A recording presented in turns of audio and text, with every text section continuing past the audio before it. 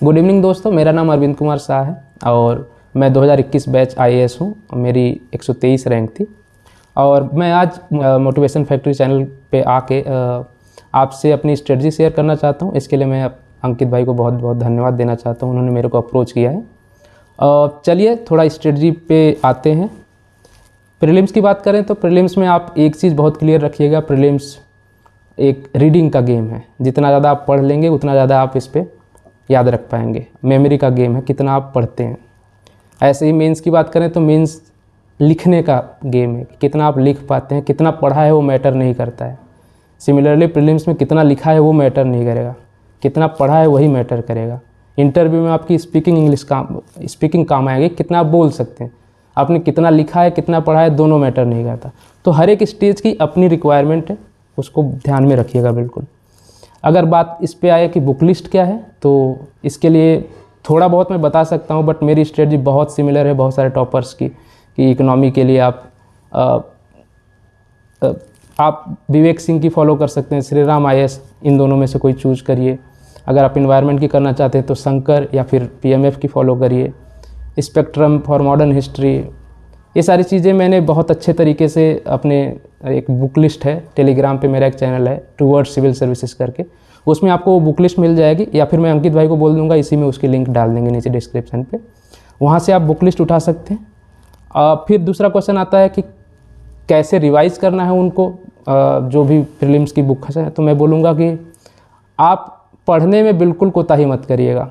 किसी ने बोला कि ये बुक अच्छी है, दूसरे ने बोला ये बुक अच्छी है, आप दोनों पढ़ लीजिए। पॉइंट ये है कि उसको रिवाइज़ नहीं करना है। रिवाइज़ आप एक सोर्स से करेंगे, कोई भी आप चूज करिए। दो पढ़ा आपने, जो भी अच्छी लगी उसको रिवीजन सोर्स बनाइए और उसी को रिवाइज़ करिए। बट सिर्फ एक सोर्स में सीमित मत रहिए। रीडिंग जितनी कर सकते हैं उतना प्रीलिम्स में हेल्प मिलेगी। आजकल का जैसा एग्ज़ाम हो रहा है उसमें आपको बहुत फ़ायदा आने वाला है इस चीज़ का। तीसरा क्वेश्चन होगा आपका कि मॉक कितना किया जाए प्रीलिम्स के लिए। तो मैं बोलूँगा कि फर्स्ट अटेम्प्टर्स को जितना कर सकते हो 50, 60, 70 चलेगा। जो लोग एक बार 50-60 मॉक दे चुके हैं, उनका दूसरी बार बहुत ज़्यादा मॉक देने की ज़रूरत नहीं पड़ती। 30-40 आप दीजिए, तब आप पढ़ाई पे ज़्यादा फोकस कर सकते हैं, मॉक्स को थोड़ा सेकेंडरी रख सकते हैं। तो ये मेन मेरा जो कहने का उद्देश्य है कि प्रीलिम्स जो है वो रीडिंग का गेम है। रीड फ्रॉम मल्टीपल सोर्सेज, बहुत सारे सोर्सेज से पढ़ें और एक सोर्स से रिवाइज करें। वाइड रीडिंग पे फोकस रखें। किन टॉपिक्स पे फोकस रखना है जिससे आपका एग्ज़ाम निकलता है, तो मैं बोलूँगा उसी प्रायोरिटी में आप जाइएगा। फर्स्ट आप हमेशा इन्वायरमेंट को रखें, सेकंड आप हिस्ट्री को रखें, हिस्ट्री में मॉडर्न इंडियन हिस्ट्री पे फोकस रखते हुए। थर्ड आप इकोनॉमी को रखें, फोर्थ आप पॉलिटी को रखें और फिफ्थ आप साइंस एंड टेक को रखें। ये अगर 5 टॉपिक आप मास्टर कर लेंगे तो आपका प्रीलिम्स निकल जाएगा।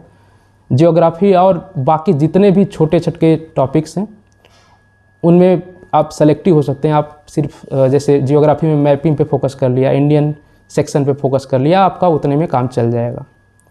तो प्रीलिम्स में ये 5 टॉपिक इंपॉर्टेंट होगी। अब आते हैं मेंस पे। एक क्वेश्चन आपके माइंड में आ सकता है कि मेंस की तैयारी प्रीलिम्स से पहले ही कर लें कि बाद में करें, टेस्ट सीरीज़ कब लगाएं मेंस की। तो इन सब के लिए मैं बोलूँगा कि आप बिल्कुल इंश्योर करिए कि पहले आपका प्रीलिम्स निकले। अगर वो नहीं निकल रहा है तो मेंस की तैयारी करने का ज़्यादा मतलब नहीं है। आपको लगने लगा है कि हाँ प्रीलिम्स की तैयारी बहुत ठीक ठाक हो गई है, तो आप मेंस की तैयारी कर सकते हैं। लेकिन अगर प्रीलिम्स की ही नहीं हो पाई है तो मेंस के चक्कर में बहुत मत फंसिएगा। जब लिखने का ही मौका नहीं मिलेगा तो करेंगे क्या उस प्रिपरेशन का। अब मेंस में किस चीज़ पे फोकस करना चाहिए, तो मैं बता दूं कि उन सारे सब्जेक्ट पे फोकस करिए जो प्रीलिम्स में नहीं पढ़े हैं। तो अगर आपने हिस्ट्री पढ़ ली है, पॉलिटी पढ़ ली, इकोनॉमी, इन्वायरमेंट, ये सब पढ़ लिया है, इन सब को छोड़ के बल्कि आप ऐसे पे फोकस करिए, एथिक्स पे फोकस करिए, ऑप्शनल पे करिए, सिक्योरिटी पे पढ़िए, सोसाइटी एक टॉपिक है उस पर करिए, डिजास्टर मैनेजमेंट पे करिए। कहने का सिंपल सा मतलब है जो आपने प्रीलिम्स में फोकस नहीं किया है उन टॉपिक्स को मेंस में फोकस देना है। आप फिर से इन्वायरमेंट अच्छे से पढ़ने लग जाएंगे मेंस के लिए तो उतना इंपॉर्टेंट नहीं है, ना तो मॉडर्न इंडियन हिस्ट्री इंपॉर्टेंट है। दूसरी चीज़ कि अगर आपने प्रीलिम्स क्लियर किया है तो आपको इतना वो टॉपिक पहले से ही आते हैं, इन्वायरमेंट, इकोनॉमी, ये सब चीज़ें, तो इतनी ज़्यादा ज़रूरत नहीं होती उनकी। मेंस में अगर आंसर राइटिंग की बात करें, फिर से वही आप फर्स्ट डे से आंसर राइटिंग शुरू नहीं कर सकते, करिएगा भी मत। लेकिन अगर आपका कोई एक सेक्शन अच्छे से पूरा हो गया है, सपोज आपने सोसाइटी अच्छे से पढ़ ली है, आप उसकी आंसर राइटिंग कर सकते हैं। जो भी टॉपिक पढ़ रहे हैं उसका topic based previous year question उठाइए और उसके आंसर लिख सकते हैं, इसमें कोई डाउट नहीं है। सारे एस्पिरेंट्स अपनी फाइनेंशियल कंडीशंस के चलते यूपीएससी प्रिपरेशन को कंटिन्यू नहीं कर पा रहे, तो ऐसे एस्पिरेंट्स के लिए अनअकैडमी लोन फैसिलिटी ऑफर करता है। आप अपने कोर्स को लोन पर भी परचेज कर सकते हो। इसमें कोई प्रोसेसिंग फीस नहीं देनी होती है और ये 0% इंटरेस्ट रेट पर मिलता है, तो आपको कोई एक्स्ट्रा इंटरेस्ट भी नहीं देना होता है और ये 2 घंटे में अप्रूव्ड हो जाता है। इसमें कोई ज़्यादा पेपर वर्क का भी झंझट नहीं है, मिनिमल पेपर वर्क पे आपको ये मिल जाता है। तो लिंक दिया है डिस्क्रिप्शन में, जाइए आप अपने कोर्स को परचेज़ करें। अगर आप 10% एक्स्ट्रा डिस्काउंट चाहते हो तो आप हमारा कोड MFYT10 यूज़ कर सकते हो, इससे आपको 10% का एक्स्ट्रा बेनिफिट मिल जाएगा। तो देरी ना करें, फटाफट जाएं, अपने कोर्स को परचेज़ करें और यूपीएससी प्रिपरेशन को बूस्ट करें। टेस्ट सीरीज कब लगानी है, तो इसको मैं बोलूँगा कि आप चाहें तो जब आपका प्रीलिम्स का प्रिपरेशन लगभग ख़त्म होने वाला है तब आप लगा सकते हैं। बहुत पहले लगाने का कोई सेंस नहीं है, लेकिन आप ये मान के चलिए कि मेंस लिखने से 6-7 महीने पहले लगा लीजिए, उतने में आपका हो जाएगा काम। तो ये मेंस के बारे में था। इंटरव्यू के बारे में मैं आपको एक चीज़ बताना चाहूँगा कि जब तक आपका मेंस में अपीयर नहीं हो गए हैं या मेंस लिख नहीं दिया, इंटरव्यू कॉल एक्सपेक्ट नहीं कर रहे हैं, तब तक इंटरव्यू की तैयारी मत करिएगा। चाहे कोई कितना भी बोल दे कि इंटरव्यू बहुत टफेस्ट स्टेज है, ये सबसे रैंडम स्टेज है, इसमें बहुत ज़्यादा आप कर नहीं पाएंगे। आपका मेन फोकस अगर जहाँ से एग्ज़ाम निकलेगा तो वो है मेंस। मेंस से आपका एग्ज़ाम में सिलेक्शन होता है और प्रीलिम्स ऐसा है जहाँ से आपका रिजेक्शन होता है। प्रीलिम्स आपको सेलेक्ट नहीं करा सकता और मेंस आपको रिजेक्ट नहीं करा सकता। मेंस में लोग कम नंबर पाके भी इंटरव्यू तो पहुँच जाएंगे, तो मेंस आपको सेलेक्ट करा देगा अगर आप बहुत अच्छे से करेंगे, तो उसको आपको प्राइम फोकस उसी पे देना है बहुत अच्छे से।